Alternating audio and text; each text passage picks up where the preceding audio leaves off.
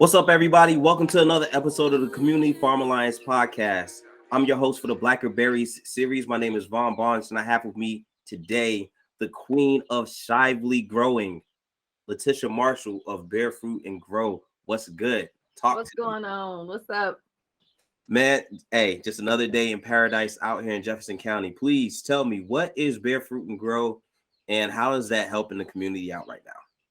Well, first off, thank you for having me, Vaughn. No I'm problem. excited always to talk about urban agriculture and talk about my ancestors, my people, and then what we're doing right now in the present to create change and just do what we do best, which is grow food, grow ourselves, and try to help other people do the same thing if they want to. So, Bearfruit Grow is all about education. It's all about I don't know what to do to start a garden. Maybe even I'm ready to transition into farming. Right. How do I do all of that? I don't get it. Or I've tried before and I failed tremendously. So could you coach me? Could you help me, teach me some stuff? And so I'm down for that. So we have the coaching side. And then we have I grow extra always to share with the community.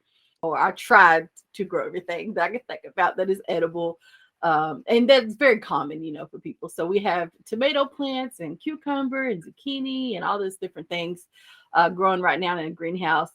So we have the nursery piece, and then we have the advocacy piece, which I'm so excited. We're going to get into that in a little bit later, but Right. I'm so excited about that part. Now, you mentioned the nursery, and Yeah. I know you for having workshops, but I want to talk a little bit about the size of the property. Tell everybody how you managed to do what you're doing with the size of the property that you have. Well, how I managed to do it is it literally was a bunch of strangers saying, LeTicia, we believe in what you're doing. We love the concept. Go for it. And so a couple of years ago, I pursued the purchase of a 10-acre farm Right. off of Lower Hunters here in Louisville. And unfortunately, that didn't work out. But the land is actually going to be developed. The owners decided to do what they felt is best for them. But I started crowdfunding for that because the asking price was $1.75 million. I ain't got it. But Right. what I did have was like pure passion and just wanting to continue my family legacy of farming, giving back to the soil and teaching others how to do that too. And so the infrastructure there was a beast, right? They had like 20 plus greenhouses. They had a huge barn, a huge nursery I area, remember. retail space, and then, all of that land to grow food. It would have been incredible. And so with the crowdfunding effort, I raised about $6,000 in about a week and a half. And I was like, guys, this is not going to happen. Buying the farm is not going to happen. Doesn't look like. So do you want your money back? Nobody wanted their money back. So I said, well, the business was already established, but use that to purchase infrastructure. I did a little video and some had some little sessions where I talked about how I spent those monies so the community can see what they did. Right. And we're making it work. We're making it work, and it's been incredible so far. That was a very noble act, and I know what you were trying to do with having green space and making sure we have a green and growing space in the South End, because unlike other parts of Kentucky where you have land access, there isn't much land access here in the city. No. Talk a little bit about that. What are some of the organizations and some of the people you've been working with to try to combat the fact that we're losing land and not being able to have spaces to grow? Yeah, there are tons of people. So I don't do it all by myself. I wish I could take all that credit, but no, if it wasn't really the Food in Neighborhoods Urban Ag Coalition have been incredible to me. Very, very supportive. I have learned tons being around this group of people and engaging with them. And so I shout out and kudos and everything positive and good and love to the Urban Ag Coalition, Food and Neighborhoods. They are incredible. And so I think they just helped me kind of hone in what I wanted to focus on and then create some new passions. And so I'm grateful for that. And one of the new passions is land access.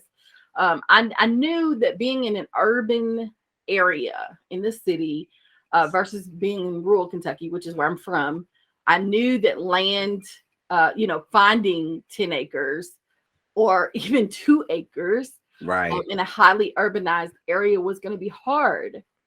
And there are pieces of land out there like that, but there are so many other issues. The south end of Louisville, southwest end, is highly industrial. Historically, there have been tons and tons of environmental issues that have led to people literally developing cancer and breathing problems. The air quality here, anyway, is horrible, right? And just so all of that wrapped up together just creates issues. The other part is this concept of land grabbing. And the concept of gentrification. So we know that's going on as well. It's plaguing Southwest Louisville. And not that Southwest Louisville can't have beautiful homes and beautiful buildings. That's not it. I mean, if that's all you hear when you hear, well, gentrification is helping the people have a better place to live, then you're missing the point, right? And we're talking about residents that are mowing the grass that the city is supposed to mow, that is picking up trash, that are taking care of these pieces of land around them, not being compensated for that. And some of them even want to go as far as purchasing those parcels of land to grow their businesses, grow their communities by growing food or creating communal spaces, whatever it is. And, when they're up against a developer that wants to build a building or some other type of structure, that it's a fight. It's a fight. And it shouldn't be that way for, someone that's living here, working here, raising their families here, picking up the trash, it shouldn't be that hard. But we find out that project, there's a lot of resistance about that, so accessing land to do that. I think when there's a lady who owns lots of food, her name is Amanda, and shout out to Amanda. She was one of the first persons, I think the very first person to purchase vacant lots in the city to grow food on. And I don't think the city really understood what was happening, right? But I would say that she created or started a movement here without maybe her even knowing that she was doing it. But the bottom line is land is not accessible. It's not accessible here. It's not accessible to people that want to grow food and take care of their communities or anything else in that way. So that doesn't settle well with me. So we're doing some things to try to make that happen. You mentioned food in neighborhoods. You also mentioned land access. Talk a little bit about what was happening over at Iroquois Farm and Hope Farm and what you have working on with them. Okay. So Iroquois Urban Farm consisted of 2 farm organizations. They are the Food Literacy Project and Gate of Hope. Those 2 organizations were farming 8 acres off of Taylor Boulevard here in Louisville. They were asked to leave because not because their lease was up, but because the Louisville Metro Housing Authority wanted to develop that land again. And so even though they petitioned and canvassed the neighborhood and got a lot of support for the people wanting them to stay, that was not the plan for the housing authority. So they were asked to leave. Since then, one of the farms have officially relocated to the People's Garden in the West End, But they are in search of permanency. And we see this a lot, especially with urban agriculture, farmers leasing land.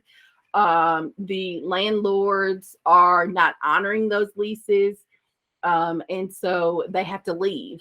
And it's really, really hard to uproot a whole farm and move Right. it. And the biggest portion of that is because you can't take the soil with you. The soil is where all the life is and how we produce our food. And when we take good care of the soil, we're able to, with the blessings from the Most High and the right conditions, produce a lot of food for the community. And so it's really not as simple as just starting over as a farmer. But because they were being displaced, I felt like I had to just reach out and see what I could do to help. I didn't even really know what capacity I had to help. I just wanted to know if there was anything I could do. And so to activate this really big green space in Shively called the Farnsley Golf Course. On Crumbs Lane? Yes, that is now it's owned by the city now. And so Really? the city of Shively. Shively is an independent city. Okay. Right. They have their own mayor and own city council. I just want to point that out. Okay. They were like, yeah, let's go look at it. So we all met and just I mean, it's 27 plus acres, right? And Right. so we're just looking at it like, oh my gosh, dreaming up everything that we could possibly dream up about that space. And so that kind of moved us forward into building this concept that we're just now kind of coming out about and talking about. And that's the concept of the Shively Community Food Park.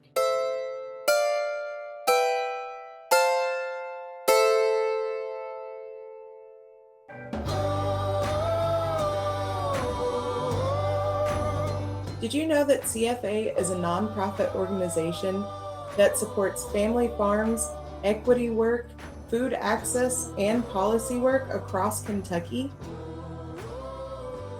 If you're interested in supporting any of this work, please go to cfaky.org and go to our donate tab in order to donate or become a member today. We really appreciate any and all help that we get, and it goes back to helping both farmers and consumers across the Bluegrass State.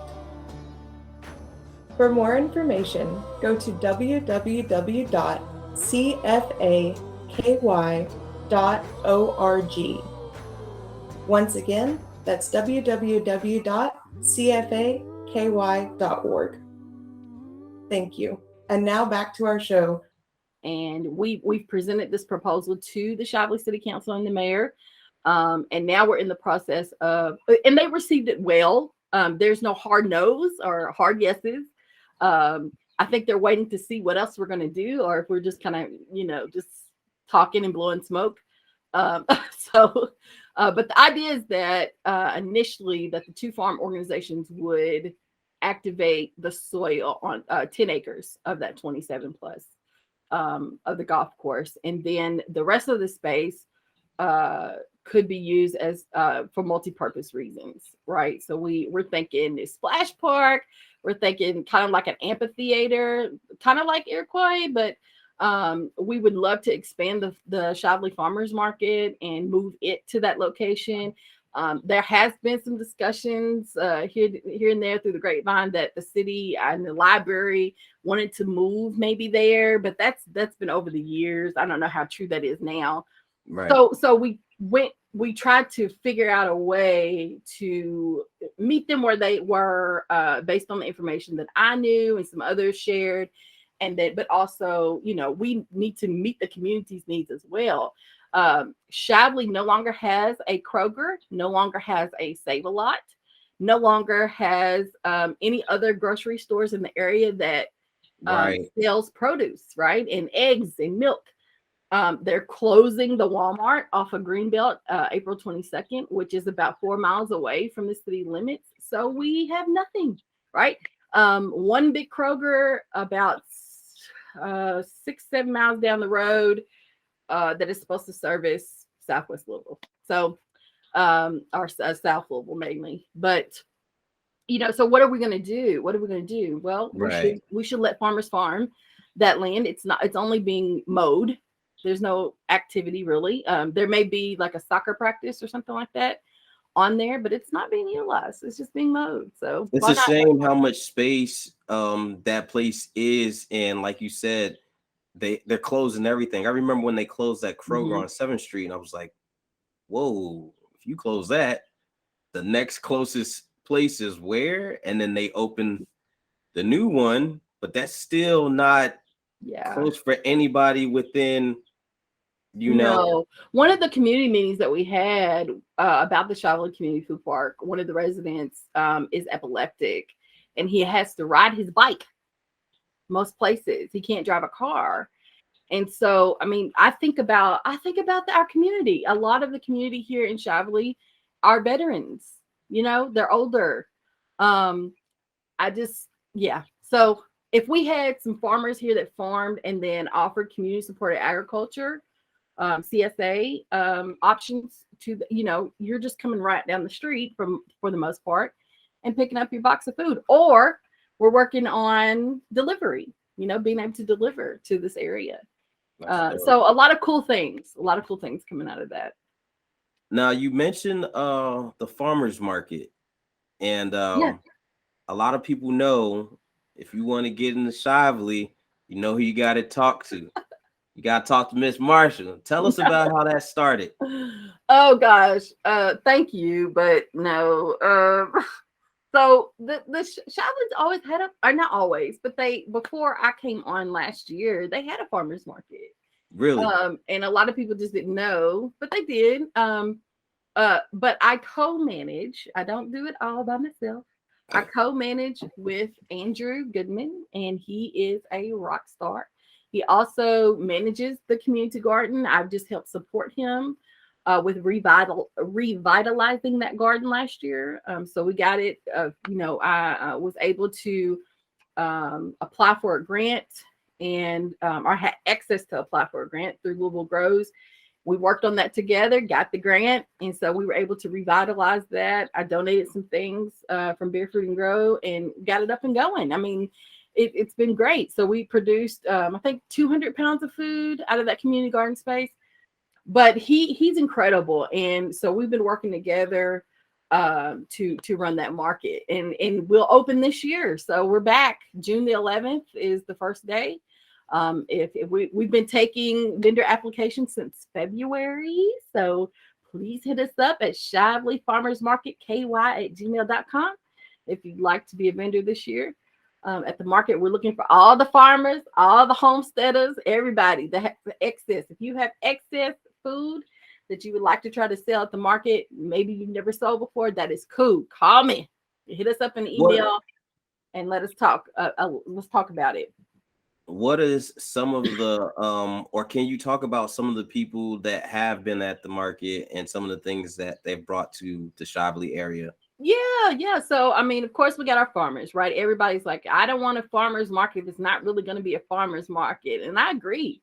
The true spirit of a farmers market is to have farmers there, Right. not just people. And I'm not knocking this, but apparently in the past, there's just been people pulling up with trucks of food that they get from terminals, or something, and they're just reselling it. I'm not knocking that. I'm just saying that I agree that the true spirit of a farmer's market is that we have local farmers. And so we've had people that have eggs. We have, our greens, our root crops like sweet potatoes and okra and peppers. So all those things that you can think of with a farmer's market. We've had a little bit of cut flowers, Food Literacy Project, and Bearfruit Grow sowed cut flowers last year. And then we have our artisans. So the other part of that name is the whole name is Shively Farmers and Artisans Market. Okay. So the other piece is our artists.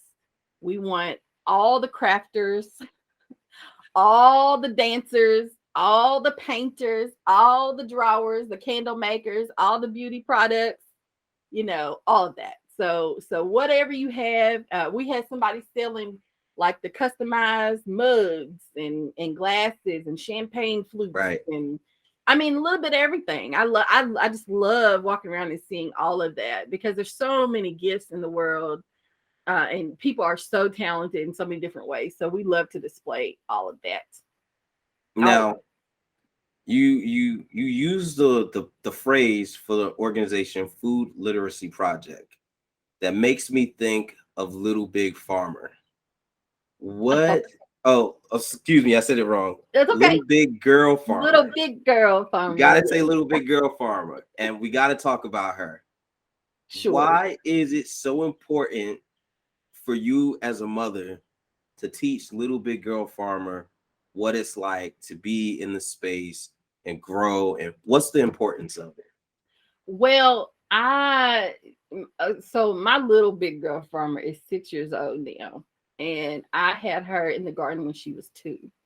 Right. And at first it was just, I want you to not be scared of worms. I want you to not, I want you to be in the soil. I want you to root yourself, ground yourself. And it's okay to get dirty. That took a lot for me because I don't like dirty kids. So, but I was like, well, she's just playing. She's a child. And then I wanted to teach her. Children, you think they're not paying attention and that they can't learn, but she was 2. But she just enjoyed it, wanted to be in that space. And I just wanted her to embrace it.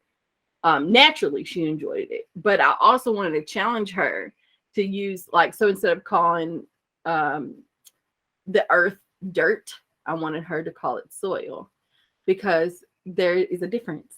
Right. And dirt to me doesn't have life. Soil has life. And so we talk about the life in the soil, but it's important for me that she understands that also that she has a responsibility to give back to the soil and right. back to the earth in any way we can, because we take so much from it, right? And we treat it horribly anyway. We pimp the soil out, we pimp the earth out so much, and we're paying for that now, in my opinion. Hashtag right with this weather, especially this weather. Yep, definitely. But self-sufficiency, using what you got, like all those skill sets, my mama always told me to make it work. Just figure out how to make it work, LeTicia.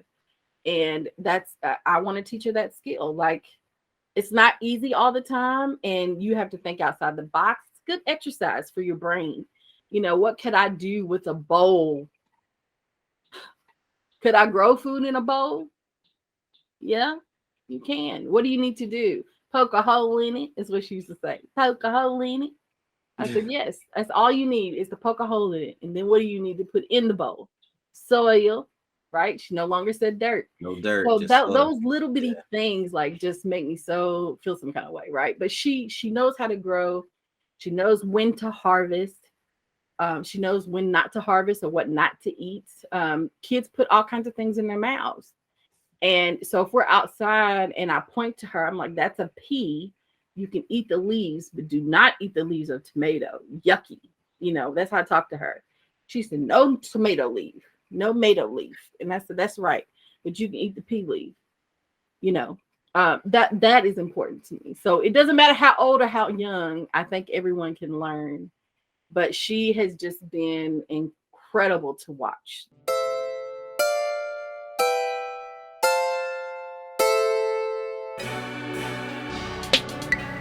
Kentucky Double Dollars, a program of Community Farm Alliance supporting Kentucky farmers and families with over $300,000 in nutrition benefits matched in 2021.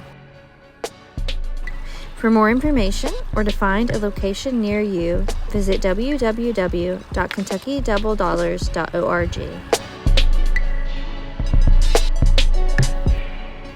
You have this booming YouTube channel with so many videos. It makes me now want to ask this: what video do you feel has changed or pivoted how you do some of the things that you do in your space? Has there ever been a video that you've put out that you've had, certain traction and people commenting and talking that made you say, all right, that's it. This is the thing. People are watching about this. this is what I don't do. I'm not concerned about what's popular or what's trending thing to talk about. You just grow. It's too much work. You just grow. So like I just wanna give you what I got, and then like be honest about it. I'm not one of those gardens channels that are YouTube channels that, you know, waters everything before they record, and everything's perky and pretty and all the trash is picked up. I'm just not. That's too much work. I like it. Have I retook a video? Yes, because I stumble over my words a lot. I just have a hard time. I've always had a hard time with that my whole entire life. So sometimes I'll stop and start again. But I think that's one of the things that production does. It makes you like get critical of how you speak and how you present on camera. It does. And I've gotten more confident with that. So if anything, it's like getting the just the kind words and people affirming or like just Tisha, you're doing good, just keep going. That is really cool to hear. But I'm just gonna show you the good, bad, and ugly. I don't really have I don't have anything to prove. For what? Like I just feel like I'm here doing what I feel like I need to do. I'm sharing it with you because I hope that it helps somebody and that you can learn from it. But I'm also trying to learn from you. So the comments help me, you know, to learn as well. But I think when I started doing the panel discussions or just talking about things that I knew it's just hard for anybody to talk about, like race, like racism, like oppression, like my enslaved ancestors, like reparations, Man. You know, those type of things. And most of that, honestly, is because I'm owning it. I am learning about my history. And so it's not, I just want to create like a rant session. It has, or pointing fingers at, you know, white people or well, whoever, you know, that's not what it's about. It's because I'm in this process of self-discovery and learning about my ancestors, my family background, my family history, all the way back to the 1800s. And a little bit even before that, believe it or not. I've really learned a lot about my history lately. And so I'm excited to talk about these things because it's important to me. But a lot of people have questions and a lot of people have the same, you know, thoughts or pondering those things. So I'm just like, well, I'll be the first one to say it then. And then hopefully others will be comfortable talking about it too. Now, I know you mentioned generations and people in your family farming and gardening for a while. Like, how far back do you know of an actual person in your family or your lineage that has been gardening? Yes. And how important is, and then also this, tie this one in, how important is it because Little Big Girl Farmer is now your seed that's sowing seeds? Yes. You see her Instagram do it. How important is that? So Little Big Girl Farmer, if she chooses to follow this path of farming and agriculture, it could be anything. I don't care if she does robotics. I don't care if she raises chickens or ducks. You know, whatever it is that she feels like she needs to do in agriculture, if she chooses this path, she would be the 5th generation in agriculture. And that is so dope to me. And then all the way back, I don't know, 3 or 4 greats. My coming out of slavery after emancipation, 5 years after emancipation, my great, I think it is. That's a lot of greats. Yes, owned land, owned it, bought it, paid for. And this is why you the queen of Shively, because there's so many greats. I can't. And the reason why I want to own land, there have been a lot of people that have offered to lease their properties, and I'm so grateful. But for me, it's in my blood. I can't own anything. I literally looked at a census where 6 of my family members own large pieces of land. All of them own land except one. And my grandparents still own 38 acres in Metcalfe County. the story even behind that was incredible because I didn't even know a lot of stuff, and everybody's died off except my grandmother, you know. So I think now is the time for everybody to, you know, just it doesn't matter what the storybook is or what the stories are in the storybook, just know them. Some of it's not gonna be pretty and some of it's not gonna be fun to learn about, but it's who you are, it's where you come from. And so I'm empowered. We hear the story about our enslaved ancestors all the time, right? The whips and the chains and the cotton fields, right? We hear all that. But what I'm trying to do right now and what I'm trying to teach my daughter is everything else. You know, we survived and we thrived in our own ways. We had to come together. It really did take a village. I'm, telling her that you can't do anything by yourself. There's a lot of things that you will be destined to do and destined to be. And you have already been given every gift that you would possibly activate on this earth. And if you choose to, but you have to remember the people. Relationships are important. And acknowledging others is important. It really takes a network. Doing it all on your own you're going to move kind of slow, right? You can do it, but you're going to move very, very slow compared to collaborating and there being a collective effort. So yeah. All of that is important to me. I went off somewhere, but no, it's all good. I got you. I'm right here. I'm still there. Hopefully everybody's there too. I'm still there. I know we talked about the size of the property, the 0.22 city plot, but I really want to paint this picture for people that have not seen, or the people that will not see, because there's people that's just listening, but for the people that get to see, understand talk a little bit about the nursery. I seen Little Bill Girl Farmer. She sowed 42 seeds. And talk about that. Like, what kind of scale are you able to do in that space? So I have one 12 by 7 by 7 greenhouse. One. Wow. And so far, I have crammed in about 3,200 plants. When I say crammed in, I crammed it. And we moved out all our cold crops last week, and I put them under a 6 millimeter greenhouse plastic that I bought at Lowe's. And I used tomato cages to prop it up with, so it wouldn't be laying flat on the vegetable plants. And I put all my trays inside, or those trays inside of my 4x8 garden beds, right? And I threw the plastic over. It kind of made like a little hoop house. Right. But then I had to make more room for my tomatoes, peppers, and zucchini, and all those warm weather crops. My flowers, I have sunflowers galore. And so that's the nursery.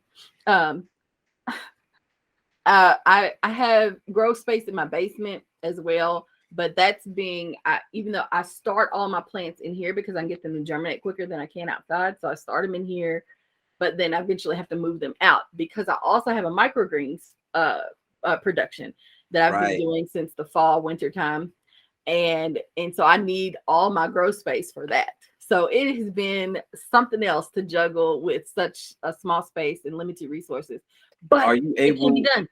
Are you able, or can we talk a little bit about the microgreens with okay. So you and Chris, I know Chris from the farmers market. He always had microgreens. And then all of a sudden I was on the phone with Chris one day and I said, so what's going on with microgreens? And he said, well, me and LeTicia, we got together. I said, LeTicia, you mean Bearfruit Grow? He said, yup. Talk about that. How did that work out? Yeah. So I met Chris in a garden chat that the Urban Ag Coalition used to put on. And so we just happened to connect one day, and I learned a lot about his culture and his family and his background, and then I knew that he's passionate about microgreens. I was like, I've grown in the past, but I'm ready to kind of like go hard. He said, cool, I'm here if you need help. So I got my little infrastructure, my little 6 units, shelving units, and my grow lights and everything else that I needed. And I called him up and I was like, this is what I'm doing. He said, it sounds good to me. Just keep practicing. But then I had shared Ashley from Black Soil, Kentucky, hit me up one day and was like, I saw your microgreens on Instagram. Are you growing those for real? And I was like, what do you mean? So we had a conversation, and then before I knew it, we're wholesaling. But I knew that yes, but the production again, gosh, I could have done it myself. But if you have little nuggets like Chris, or trophies, or not trophy, that's a bad word. I don't know what I'm trying to say, but he's an expert. I'll say a rock star again because I can't figure out another word. But Chris is an expert. He's been growing microgreens longer. He had started his microgreen business a few years prior to that. And so I was like, I wonder if he'd be interested in partnering up, because what I found out was the need was very great and my infrastructure was very, very little. And so if I can collaborate with some people to make this happen, why not? And so we just hit it off from the beginning. And our partnership has worked out. So Empowerment Farms and Bearfruit Grow grow microgreens together, and we wholesale. Yeah. That's dope. That's magical. Now, here's my nugget for all of my interviewees before we wrap it up. Bearfruit and Grow, this is the Blackberries series. What berry best represents Bearfruit and Grow? Go. Okay. Right now. So I was between a goji berry and a blackberry, but I'm gonna go for blackberry. Blackberries, I have always grown up eating blackberries, and I really didn't understand. Like, it was just we foraged a lot growing up, and so I never really knew what I was eating. I was just told to eat it. And so I did, and if it tastes good, then I ate more of it. I didn't ask really what it was as a child. Got you. And so, like, again, looking back on things in life and understanding my family history, the blackberry has always been in my family. My grandmother makes blackberry cobblers that would just like, now the seeds get me. Like, there's a lot of seed in blackberries, right? But right. My Lord, I don't care about them seeds. I spit them out and keep eating that cobbler because it's delicious. Okay. And that's all I want especially during the holidays, is for her to fix this blackberry cobbler. But you can do anything with blackberry. You can do jams, jellies. You can do bake them into muffins, cakes, pies, all kinds of stuff. Right? They have medicinal purposes, and I feel like that's just where I am right now in my journey with Bearfruit and Grow and my personal growth.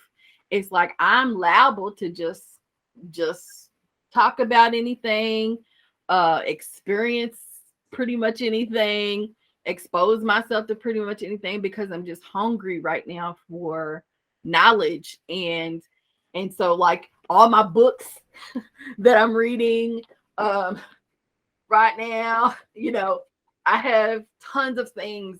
Is that Farming While Black? Oh my, yes. Farming While Black is very emotional for me. So, like, I have to start and stop all the time.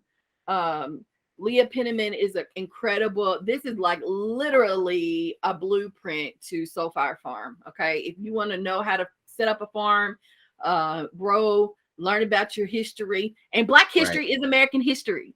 Okay, you want to learn about how to collaborate, build partnerships, all of that. Everything is in here. Everything. Collective Courage by Jessica Nimhar. She is, and I'm reading several books about.